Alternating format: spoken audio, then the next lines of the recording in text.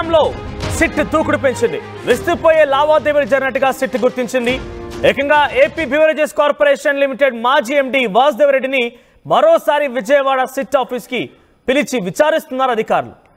ఇక గత ప్రభుత్వ హయాంలో దాదాపుగా 2,000 కోట్ల రూపాయలు హవాలా రూపంలో నగదు చలామణి అయిందనే కోణంలో కూడా దర్యాప్తు జరుగుతోంది.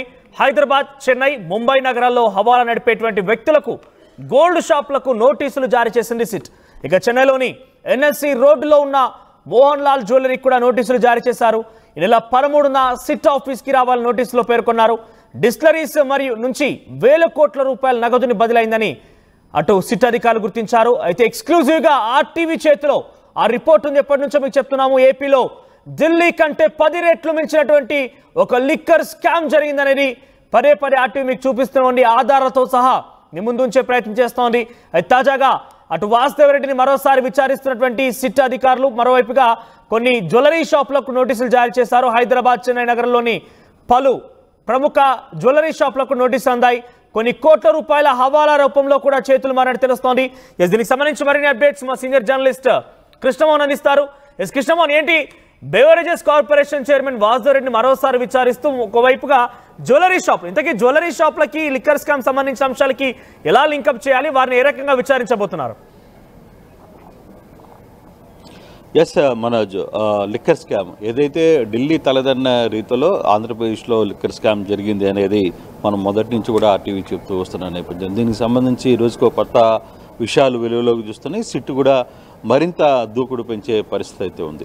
ప్రస్తుతం సిట్ 9వ తారీఖున, అంటే నిన్నగాక మొన్న 9వ తేదీ మార్చిన దాదాపుగా ఆంధ్రప్రదేశ్, అలాగే తెలంగాణ, చెన్నై అండ్ బాంబే ఈ రాష్ట్రాల్లో ఏదైతే ఈ లిక్కర్ స్కామ్కు సంబంధించి హవాలా రూపంలో నగదును ట్రాన్స్ఫర్ చేశారో వివిధ రూపాలలో వాళ్ళందరికీ కూడా నోటీసులు పంపించే ప్రయత్నం అయితే చేస్తుంది. ఆల్రెడీ చాలామందికి దాదాపుగా 11 మందికి నోటీసులు పంపించిన పరిస్థితి. ఈ నోటీసుల్లో చెన్నై ఎన్ఎస్సి కాలనీలో ఉన్న మోహన్ లాల్ జ్యువెలరీస్ కూడా నోటీసు పంపించిన పరిస్థితి అయితే ఉంది. నోటీసులో చాలా క్లియర్గా చెప్పారు. నోటీసులో కూడా ఏం పంపించారు చదివి వినిపించే ప్రయత్నం అయితే చేస్తాను. With respect the reference cited above, a case number registered in CID AP. Brief facts in the case are that during 2019 and 2024 there were many allegations on the functioning of APSBCL liquor distilleries in the AP, including brand suspension and promotions for kickbacks and also illegal fund diversions by the same distilleries. In the case, in this record under investigation to be special investigation team appointed by the government of Andhra Pradesh, your presence in the necessary in the proposal of investigation. Therefore, it required to be taken notice as a present yourself and 13/3/2025 between 10 AM. అంటే 10 గంటల లోపల, 13వ తారీఖు 10 గంటల లోపల వీళ్ళు పంపించిన నోటీసులు ఎవరైతే పంపించారో వీళ్ళందరికీ సంబంధించి పూర్తిగా కూడా వివరాలు వీళ్ళందరూ కూడా సిట్ కార్యాలయానికి చేరుకోవాలని చెప్పారు. మరోవైపు ఇంకో ఆసక్తికరమైన అంశం ఏంటంటే దీంట్లో క్లియర్గా తిలక్ నగర్ డిస్టిలరీస్ ఏదైతే ఉందో, ఈ mansion house brandy head office ఏదైతే ఉందో తిలక్ నగర్ డిస్టిలరీస్ హైదరాబాద్లో ఉంటుంది. దీనికి సంబంధించి జైపాల్ రెడ్డి ద్వారా కూడా ఎవరైతే ఇప్పుడు విచారణ ఎదుర్కొంటున్నారో వాసుదేవ్ రెడ్డి క్లోజ్ ఫ్రెండ్గా చెప్పబడుతున్న జైపాల్ రెడ్డి ద్వారా కూడా ఈ నగదు అంతా కూడా హవాలా బంగార బిస్కెట్ రూపంలో జరిగింది అనేది కూడా గుర్తించిన పరిస్థితి. జైపాల్ రెడ్డిని కూడా తిలక్ నగర్ డిస్టిలరీస్, అంటే ఇది మ్యాన్షన్ హౌస్ బ్రాందీకి సంబంధించిన కంపెనీ.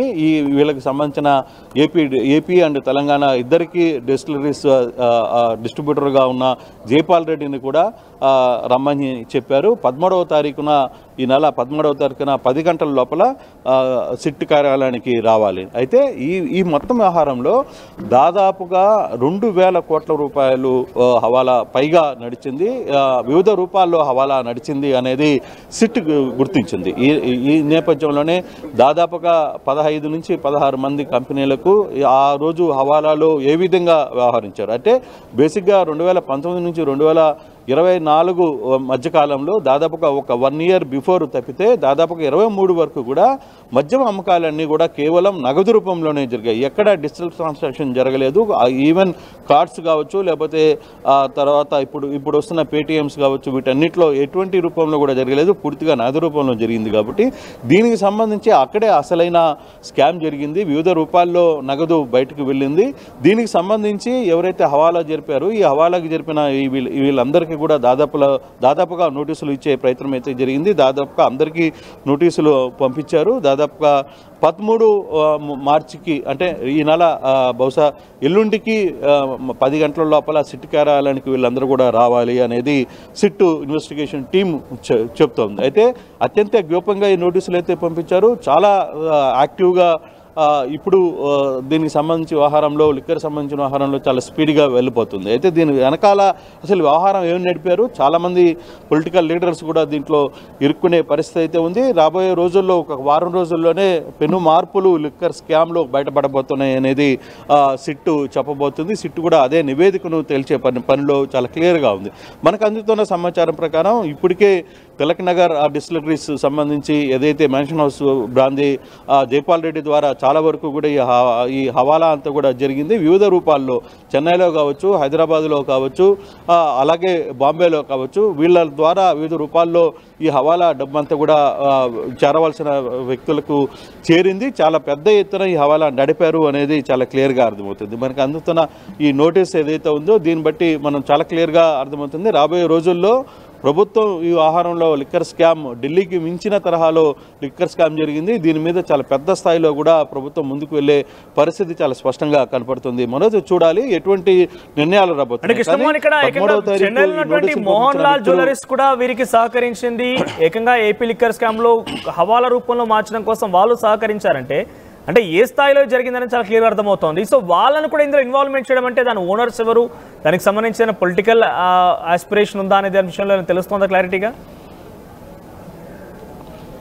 డెఫినెట్గా చాలా కూపీ అయితే సిట్ అయితే లాగింది. కేవలం మోహన్ లాల్ జ్యువెలర్స్ ఒకటే కాదు, చాలా దుకాణాలు దీంట్లో ఉన్నాయి. హవాలా నడిపే చాలామంది వ్యక్తులు అంటే ప్రైవేట్గా కొన్ని కోట్ల రూపాయల హవాలా నడిపే బాంబే స్థాయి వ్యక్తులు చెన్నై అండ్ హైదరాబాదుల్లో ఈ హవాలా ఎక్కువగా నడుస్తుంది. ఈ నేపథ్యంలోనే దీనికి సంబంధించి రూటింగ్ కూడా అంటే ఎక్కడి నుంచి స్టార్ట్ అయింది, ఏ రూపంలో డబ్బు వచ్చిందో, ఆ డబ్బులు ఎలా వెళ్ళాయి, ఎవరి ద్వారా వెళ్ళాయి, ఆ రూటింగ్ని కూడా మొత్తం కూడా ఫైండ్ అవుట్ చేసే పరిస్థితి అయితే ఉంది. ఇప్పటికే వాసుదేవ్ రెడ్డిని నిన్న సిట్ కార్యాలయం నుంచి పిలిచి నిన్నటి నుంచి విచారిస్తున్న పరిస్థితి కూడా ఉంది. అయితే ఫర్దర్గా తన ద్వారా ఏదైనా ఇన్ఫర్మేషన్ని తీసుకునే ప్రయత్నం సిట్ చేసిందా లేదా, తను అప్రూవల్గా మారే ఏమైనా అవకాశం ఉందా అనే చర్చ కూడా జరుగుతుంది. ఆ ఒత్తిడి కూడా వాసుదేవ్ రెడ్డి మీద ఉంది. కానీ వాసుదేవ్ రెడ్డి అప్రూవల్గా మారి జరిగిన వ్యవహారాన్ని కానీ నోరు కానీ విప్పితే అసలు విషయాలు చాలా వరకు కూడా బయటపడతాయి. పూర్తి స్థాయిలో అసలుకి ఎక్కడ స్టార్ట్ అయింది, ఎక్కడ వరకు ఈ లిక్కర్ స్కామ్ వెళ్ళింది, ఎంత దూరం వెళ్ళింది, ఎన్ని వేల కోట్ల రూపాయలకి చేరింది అనేది, దీని వెంతలో డిస్టిలరీస్ వెనకాల రూపంలో అసలు కథ నడిపింది ఎవరు, అసలుకి డిస్టిలరీస్లు కొత్తగా డిస్టిలరీస్ ఎవరెవరికి ఇచ్చారు, వాళ్ళు ఏ విధంగా ముందుకు తీసుకెళ్లారు, ఏ విధంగా దీంట్లో స్కామ్ నడిపారు, ఇవన్నీ వ్యవహారాలను మొత్తం కూడా పెద్ద ఎత్తున జరిగే పరిస్థితి అయితే కనపడుతుంది. అయితే ఇంతవరకు మనకు అందుతున్న సమాచారం వరకు ఏదో కొంతవరకే తీగలాగారు అని అనుకుంటాం. కానీ సిట్టు చాలా సుదీర్ఘంగా ముందుకు వెళ్ళే ప్రయత్నం అయితే చేస్తోంది. కానీ ఎంతవరకు సక్సెస్ అవుతుంది అంటే ఫైనల్ రిజల్ట్స్ ఏంటి, ఎంతవరకు వాళ్ళు అనుకున్న ఇప్పుడు వేస్తున్న కదలికలు వర్కౌట్ అవుతాయా, వాళ్ళు అనుకున్న అంచనాల ప్రకారం వాళ్ళు అనుకున్న టార్గెట్ని ఫిక్స్ అవుతారా లేదా అనేది వేచి చూడాల్సిన పరిస్థితి అయితే ఉంది. కానీ దూకుడు అయితే మాత్రం సిట్టు డెఫినెట్గా పెంచింది అనేది మనం చెప్పాలి. ఇది కూడా గోల్డ్ బిస్కెట్ల రూపంలోనే, నగదున మొత్తం కూడా గోల్డ్ బిస్కెట్ రూపంలోనే చాలా వరకు చాలా ప్రాంతాలకి వెళ్ళింది అనేది కూడా ఒక సమాచారం ఉంది.